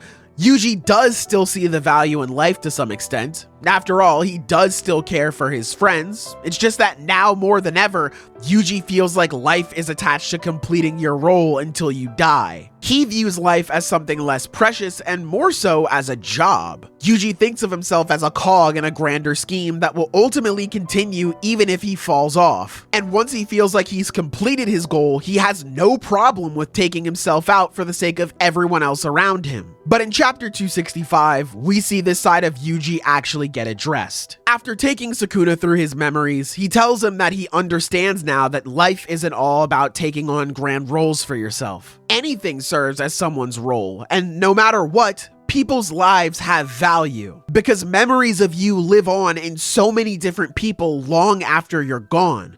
People aren't just tools or a means to an end. They exist beyond fulfilling a certain task.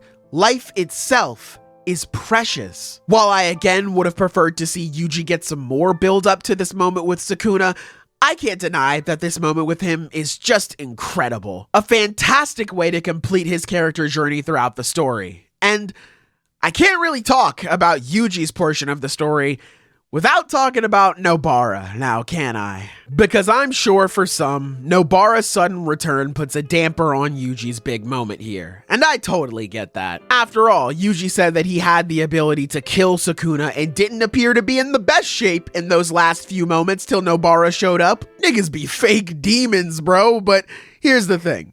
I still don't really mind it. Nobara's return is by no means perfect, and we will address that later. But I really like her coming back because A, I just really like Nobara trash talking people, so her coming back and doing that is fun. And B, This is exactly what Yuji was talking about to Sukuna. Immediately after waking up, Nobara is sprung into action to help her friends because of the memory she has of them that she cherishes. It also fits perfectly for Nobara specifically because of there being such a focus on her initially having a set amount of seats for the people she cares about in life. But some people let themselves in and pulled up a chair on their own. Memories of the village she grew up in stuck with her and made her picky about who she associates with. But others barge into her life unexpectedly and leave their mark on her soul, and they live on inside her. Even in her death, she's surrounded by her friends, people who all care about her. It all fits so well that even with the problems, I can't bring myself to hate this for Yuji or Nobara, especially when, again, Yuji used to view life as a job, and Nobara called out Nishimiya in the story early on about her viewing life the exact same way. So I don't mind her coming back.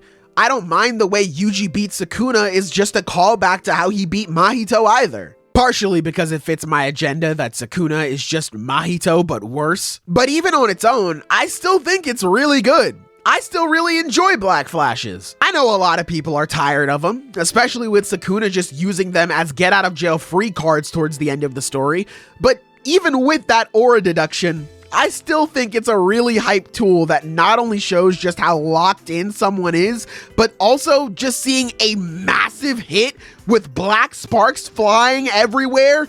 It's like a final hit in Smash, bro. It just activates neurons in my mind. So again, while neither of them are perfect, I still really enjoy Nobara and especially Yuji's moments in this final stretch of the fight.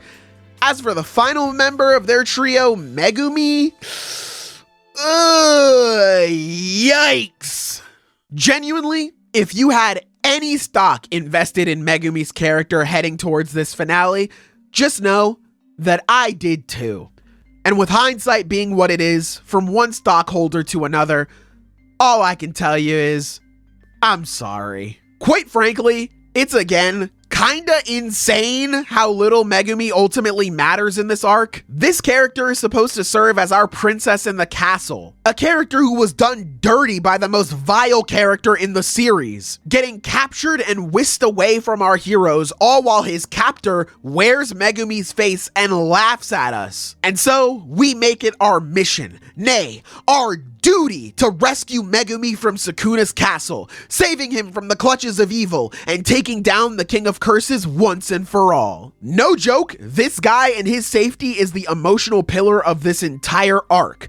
Of course, it's not just him. We're fighting to avenge the people who we lost here and to stop the world from being destroyed. But the biggest reason why our heroes have to jump through so many hoops fighting Sukuna, the reason they have to tediously create plans on plans on plans, the reason behind so much of their suffering and loss, confronting who they are and their weaknesses, fighting a seemingly unwinnable battle, all of this is to save Megumi. And again, he really does not matter outside of a few instances. Right off the bat, we are told that saving Megumi's life really isn't all too important, with the arc beginning with Gojo saying he'll worry about Megumi after he takes down Sukuna. And when Sukuna reveals that it was actually Megumi taking the brunt of Gojo's domain with he and Sukuna's domain clashes, Gojo doesn't really seem to have much of a reaction to it.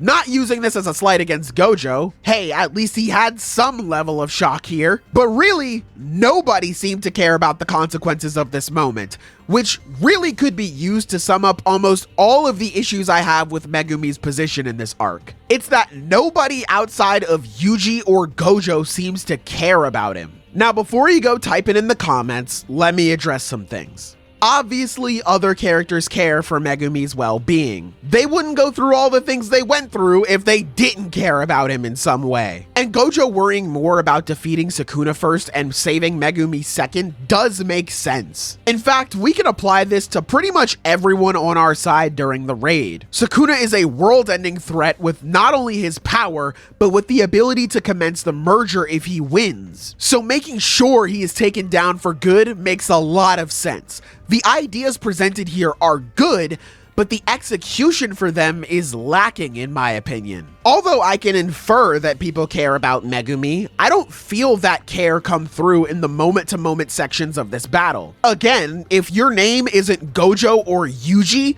you're rarely thinking about Megumi at all. Nothing interesting happens in regards to saving the guy. There's never a time where others worry about Megumi during the actual battle. Sure, having people plan on saving Megumi in flashbacks is cool and all, but during the fight is a different story. It's like Mike Tyson said, everyone has a plan until they're punched in the mouth. Our heroes wanting to save Megumi before going into the raid could create some really interesting drama in the fight itself. But that never happens. There's never a moment where our heroes have a rare advantage over Sukuna and they have to decide on whether or not they should go through with killing him or still trying to save Megumi. The most we get of that is Maki presumably thinking about Yuta taking Gojo's body and wanting to end the fight quickly so it doesn't come to that. But before we can really sit with that, she gets backhanded off the page. And also, we learn that at that point in time, there was no other way to save Yuta's life other than to swap his brain into Gojo's body. So it kind of dampens the idea of, oh, Maki needs to end this battle quickly before Yuta makes a decision he's going to regret. There's never a moment where our characters clash over whether or not it's time to give up on Megumi. It's easy to say that you want to save him, but after coming to terms with the brutality and horrifying strength that Sukuna exudes, maybe that makes a few of them lose confidence in saving him, even if it's temporary, which could tie into earlier conflicts about the higher-ups wanting to kill a kid because their safety was being threatened, and Gojo standing up to that so that that child could live out their life. Instead, there's no tension in regards to any of this. There's no drama. Megumi's presence is so forgettable that the characters are joking about forgetting him to just let Sukuna and Gojo fight. Hell, even Gojo, one of the two people that actually seems to care about Megumi, even for him, you could argue that during the back half of that fight with Sukuna, saving Megumi became less and less of a priority for him as more of his attention went to just having fun in the fight. This isn't even mentioning how the story seems to not care about Megumi either. We don't really get to see how Megumi feels about anything other than his sister being dead. Again, he's given no time to mourn the loss of Gojo, and to be fair, nobody is. But he also isn't allowed to think about how he feels about everyone getting hurt.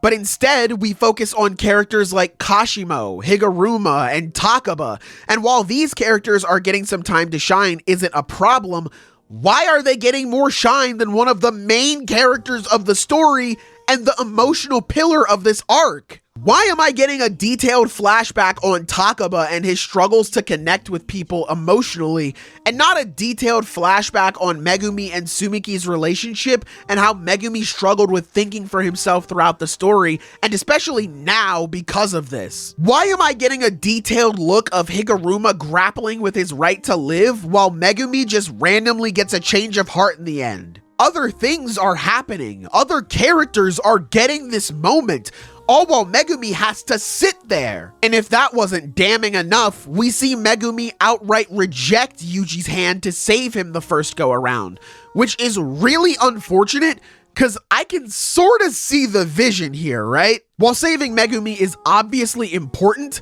we have to give him the will to live again. We can't just bring him back and that be the end of it. We have to put in that extra mile to make sure to not just save his life, but to give him a reason to keep living. And that's fair. It all makes sense. But at the same time, everything that happens after this point is partially his fault now.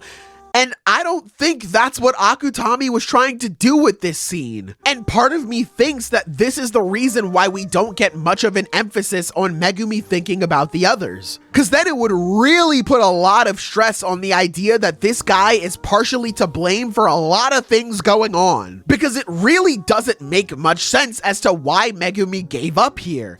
He cares a lot about the people battling right now. Shouldn't he want to step in and prevent more bad stuff from happening to them? It just makes me feel more upset at the guy and not for the guy.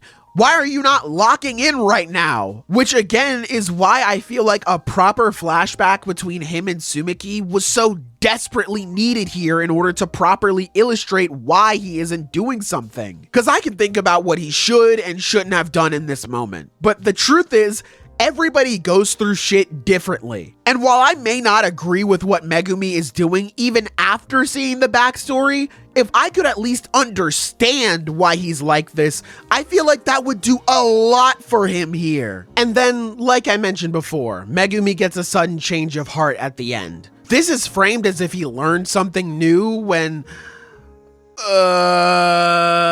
Then he comes back and has nothing interesting to say about anything. Nobara is back. He doesn't care. Gojo is dead. He doesn't care. The gang goes to check in on Yuta, and Megumi's response is unironically, yeah, I guess I should go and apologize and say thanks to everyone. Yeah, man, I guess you should. The only thing that I'll give him is his reaction to Gojo's letter. That's it. This man is a charisma vacuum when it comes to everything else. Not saying that Megumi needs to be someone more interesting in order to justify why our group saved him. I just remember him naturally being more interesting than, like, I don't know, not at all. But this might just be because Akutami didn't care to write, like, any character interactions at this point in general. I don't know. There's more stuff that I could talk about, like other topics not getting brought up as much or just not making any sense. Hikari versus Uraume in general is a topic that I could bring up, but I shan't cap.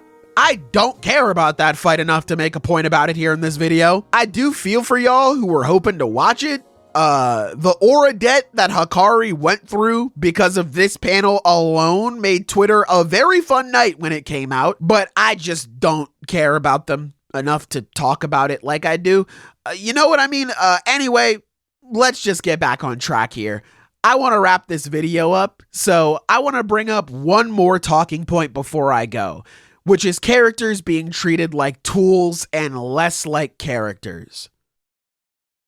Okay, now we can get into it. Todo and Nobara. I'm gonna start with Todo first because Nobara is an entirely different can of worms. But Todo actually just walks back on screen like nothing happened and that he hasn't been gone for like half the story. He shows back up and of course Yuji has a brief reaction, but aside from that, nobody else seems to care that this guy is back again. Of course, I understand that everyone else already knew he'd be coming back and Yuji was the only one left in the dark, but I still would have liked to have seen a moment where everyone else got to have a proper reaction to Todo coming back. Because his return as it is currently is he shows back up and was immediately shoved aside for Okkotsu and everything surrounding him. I would just prefer Todo's return to be allowed to breathe or have more reverence to it instead of Yuji going, oh hey, you're back. Let's go fight Sukuna. And that's it. He really shouldn't have been gone from the story at all, if we're being honest. Todo is one of the smartest characters on our side. It would have been really cool to see him give his 2 cents when our group was making plans on how they'd handle the culling games. Especially since they had Miwa of all people involved. You mean to tell me that Miwa, someone who is, for all intents and purposes, a normal ass human, someone who is straight dookie butt ass when it comes to using cursed energy, who was then turned into an even bigger shitter by being unable to swing a katana anymore thanks to a useless binding vow. For some reason, we let her walk around a war zone unprotected, but we don't trust Todo to do it instead. Even if you don't want to make him a boots on the ground kind of guy for a part of the plan, he's again really smart, so it would have been nice to have him strategize with everyone. But hey, at least he came back and did a lot when he did come out here. He wasn't in the fight for long, but he definitely made his presence felt when he was there, so at least there's that. Nobara is, like I said, a different can of worms. Nobara was also written out for like half the story when she made her exit in Shibuya, but the difference was we didn't think she was injured like Todo. We thought she died. When I saw this for the first time, I thought it was done. And I was blown away that a character as important as Nobara went out in such an unexpectedly brutal fashion. But then this guy comes on screen and goes, hey, maybe she won't die. Maybe she'll survive this, actually. So now I immediately do a 180. I think, okay, she's definitely gonna come back now. That's just how it works in anime and manga. A character has the odds stacked against them when it comes to their survival, but they always manage to make that comeback in the end and defy said odds. After all, why would you include the possibility of Nobara surviving if she, wasn't? Then we got this page of Yuji asking Megumi for Nobara's status, and we don't get a clear answer. Of course, there were fans who thought that this was the clear answer, that she was dead, LOL by the way, but also there were a lot of people who thought that this was kinda weird and only added to the case that she'd still be alive, because every other death in JJK has been the opposite of subtle. When somebody dies in JJK, trust me, you will know that they are dead. So why keep the status of Nobara so vague? Maybe she's dead. Maybe she's still in a coma and it's just not looking so good at the moment. Either one of these interpretations can be pulled from this interaction. There wasn't a clear answer here. Little did we know that we wouldn't be getting a clear answer on this subject for 4 years. Yeah, an entire presidential term went by before we figured out what happened with Nobara, which by itself isn't a problem. I'm a One Piece stan. I'm used to waiting years for reveals and things like that, but the thing is, much like Todo, Nobara was hardly referenced back to within those 4 years. Again, unless your name is Yuji, you don't care. But unlike Todo, who we weren't expecting to come back, we were all waiting for Nobara to have a comeback or to at least have a proper send-off. Because killing off one of your main characters and it affecting seemingly nobody outside of one person, and even that guy seems to have already moved on, it's just not a good look. And then, out of nowhere, in a random interview, Akutami confirms that Nobara is dead. No gravitas, no nothing. Gege couldn't even be bothered to put this in the story. This is a new level of not giving a fuck about a character. Of course, going back to this page, you could say that this was supposed to be the send-off for her, but again, it does a pretty bad job at that. Why would you introduce a brand new character and have them say that Nobara could survive this if she was just going to die? Why would you continue to make her status vague by just not outright telling us that she's dead? If you plan to kill her off before you even went into the Shibuya incident arc, then just say she's dead after her face exploded. And then shortly after we verified her death, she just came back anyway. We thought she was dead, then we thought she was coming back, then we got crickets when it came to her status for 4 years, then she was confirmed dead in some random interview, only for her to walk back into the story like nothing happened shortly afterwards. Again, I find myself saying this a lot when it comes to certain situations in this video. Maybe this was the point. Maybe it was the point in saying that she was dead in the interview to make it more of a surprise when she came back. But I don't think that helped here. I think it just made this mess around Nobara even more messy. If you already weren't a big fan of Nobara like me, I don't blame you at all if you just stopped caring about this character. With all of the confusion surrounding her and with her hardly being seen or mentioned in 4 years, why would you keep caring about her? Because the story sure as hell doesn't. They only roll her back out when it's convenient. Same thing with Todo. Almost nobody cares about him being back. He's just here to fulfill his role and then head out. Same thing with Gojo, although not as bad as Nobara and Todo, because he at least got to be a character. But him coming back just to die and to hardly be mentioned again after the fact is insane. Same thing with Megumi, who feels less like a character and acts more like Sukuna's curfew. Can't stay out too late, bucko. You gotta come back home when them streetlights come on. Same thing with Kashimo, Higuruma, Uraume, Hikari, Maki, Inumaki, Miguel, LaRue. Pretty much everyone involved in this arc. Everyone just shows up, fulfills their role in their part of the plan, and then they just leave. And again, I get it, they have plans and they don't want to ruin them, but for the sake of upholding these plans, they lose a lot of humanity. They feel less like actual people and just more so like tools, which is unfortunate because I really feel like this does not match up well with Yuji's big speech to Sukuna about people's lives being more than just fulfilling a role or being a tool. Like, one example that I used before was Maki. Maki disagrees with the Okkotsu plan entirely, but she just goes with it at the end of the day. Could you imagine if we had a scene where Maki ran into the domain early and that's what ended up costing them in that moment? And then later on, it was revealed that Maki was supposed to run in later to catch Sukuna off guard, and she just threw off a bunch of things in the plan because her feelings got in the way? That by itself would be so much more interesting.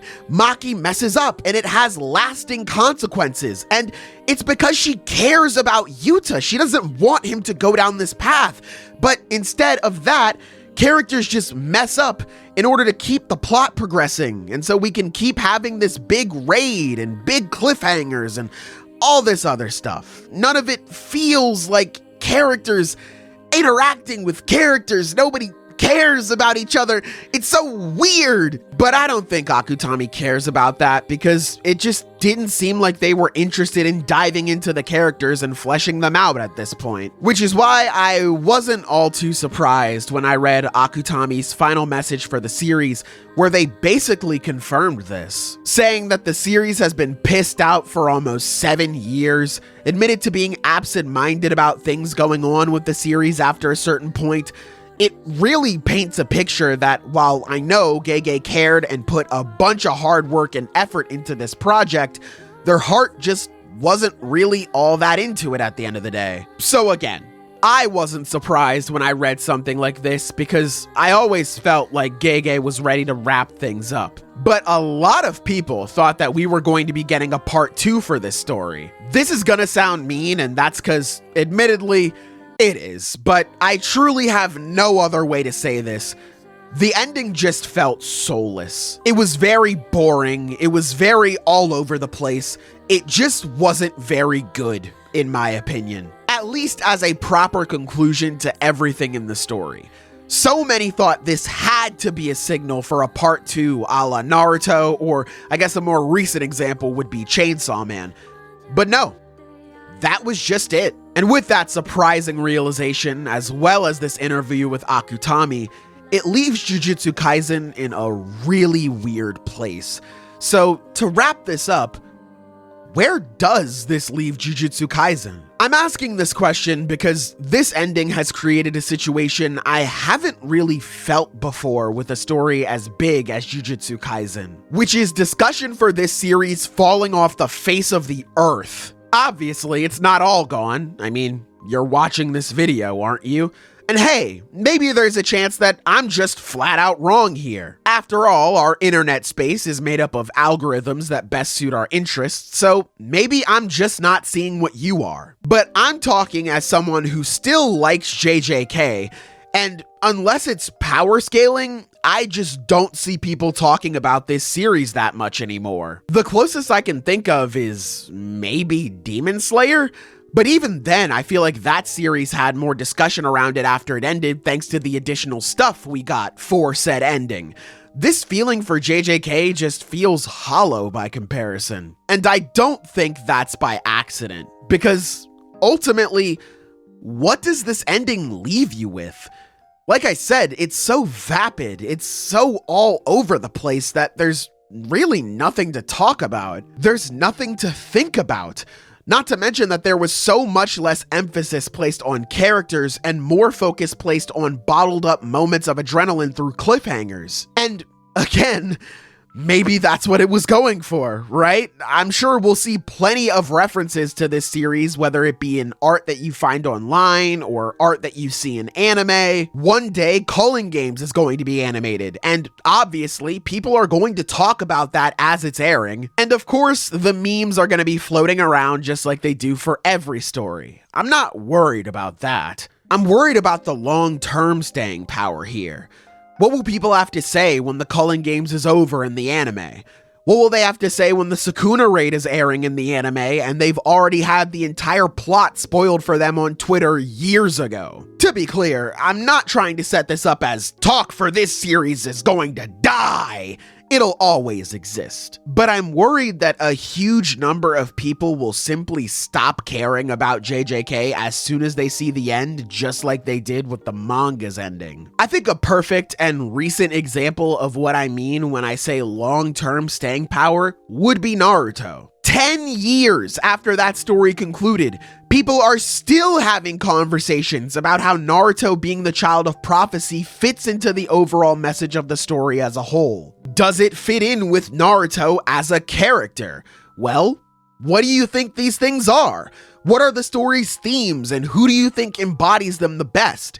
What do you think Naruto's character is about and how does him being this savior fit into that? And this is just one aspect of Naruto that people are still talking about to this day. There's still plenty of other things that I could bring up here as well, but that's not important right now. What's important is, I don't think JJK is going to have those sorts of talks. And that I don't think that time is going to be very friendly to this series. Think about it. JJK had the benefit of the doubt in a lot of ways, all the way up to its ending, because it was still an ongoing story. But now that it's over and you can look back on all the things that don't go anywhere, it's not gonna be pretty. Like the Heian era. This is such an important moment in time for JJK, and we get a ton of references to it, but we don't see anything of actual worth from that time period. Sure, we see people interact for a few pages, but nothing on the history or the renaissance of cursed energy. We don't see certain characters' relationships or even some characters at all, or character development to their current day mindset, which more than likely stemmed from their time in the Heian era. And again, this is just one instance of something that aged poorly in this series. We could go on and on about all of the things that met the same fate here. There are already people saying that Jujutsu Kaisen was never good. And I think that it's only going to get worse as time goes on, which sucks because damn, was Jujutsu Kaisen good in its earlier half of its run. But thanks to its very lackluster second half, I wouldn't be surprised if its legacy ended up being a prototype of what not to do when it comes to writing a shonen battle manga in a lot of ways. Like, sure, you beat the Mickey Mouse allegations by actually killing off your characters, but look back at the trail of corpses that are left behind us. Was this actually worth it? Hell, it's already being used as the benchmark for bad endings in anime-manga and online spaces. And I'm not even saying I don't get that. There's a lot wrong with this ending, as I went over. But I just can't bring myself to hate it. This final arc, and hell, the story as a whole, does a lot wrong. And while all these wrongs don't make a right all the time, I still think that that's okay. I still think that I like Jujutsu Kaisen. And so, that's it. Let me know what your thoughts are on this video or Jujutsu Kaisen as a whole down below. I was originally planning on making a Culling Games video after this video came out, but after reading Gege's final message, I think I'm just gonna scrap that idea. Learning that Gege hadn't felt like they'd been trying as hard as they could have throughout the manga makes me feel like the Culling Games video is kinda redundant now. I made this video because I felt like I could offer a perspective that hadn't been mentioned yet, or at the very least not mentioned as much as the other popular takes around these topics. For the Culling Games though, I am a lot less charitable than I am for this arc. I don't like that arc almost at all. It encapsulates everything that's wrong with this new style of JJK for me. And watching that happen in real time burned me pretty hard. But what am I gonna do? Talk about how things are half-assed when the author themselves said that they pissed out the product over the course of its run and hadn't been trying as hard as they could? Yeah, that just seems useless to me at this point. Like, this chapter feels like the author wasn't even trying, and yeah, that's probably because they weren't, you know? So I'll probably move on to either the Deku and Shigaraki being left behind by the plot of MHA video, or my video on why part 2 of Chainsaw Man is kinda weird. I'm still not sure which one I want to do yet. Either way, hopefully you like this video enough to subscribe and watch whatever comes next. This has been your host on the boat, Sailor, signing out. Peace. Whew, I need some medicine. I sound nasally as fuck.